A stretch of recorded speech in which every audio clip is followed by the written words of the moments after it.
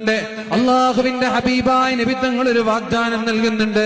പരിശുദ്ധമായ ഖുർആനിലെ സൂറത്തുൽ ഇഖ്ലാസ് 3 തവണ ഓതുന്നവർ, പരിശുദ്ധമായ ഖുർആനിലെ മുഅവ്വിദതൈനി അഥവാ ഖുൽ അഊദു ബിറബ്ബിൽ ഫലഖ്, ഖുൽ അഊദു ബിറബ്ബിൻ നാസ് രാത്രി കിടന്നുറങ്ങുന്ന സമയത്ത് ഒന്ന് കയ്യിലേക്ക് ഊതി ശരീരമാസകലം തടവുന്ന ഒരാൾക്ക് ഇതുപോലെയുള്ള മാരകമായ ഒരസുഖവും ഉണ്ടാവൂല എന്ന് പരിശുദ്ധ റസൂലുള്ളാഹ്. ഇതിനപ്പുറം എന്താ വേണ്ടേ?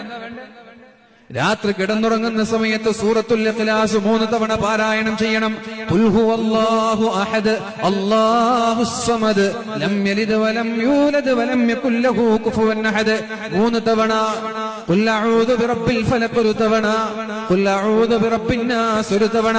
ഇങ്ങനെ 3 തവണ ഈ സൂറത്തുകൾ പാരായണം ചെയ്തിട്ട് കയ്യിലേക്ക് ഊതിയിട്ട് 3 തവണ ശരീരമാസകലം തടവുന്ന ഒരാൾക്ക് മാരകമായ അസുഖങ്ങൾ ഉണ്ടാവൂല എന്ന് പറയുന്നത് ഹബീബായ മുഹമ്മദുർ റസൂലുള്ളാഹി സ്വല്ലല്ലാഹു അലൈഹി വസല്ലം.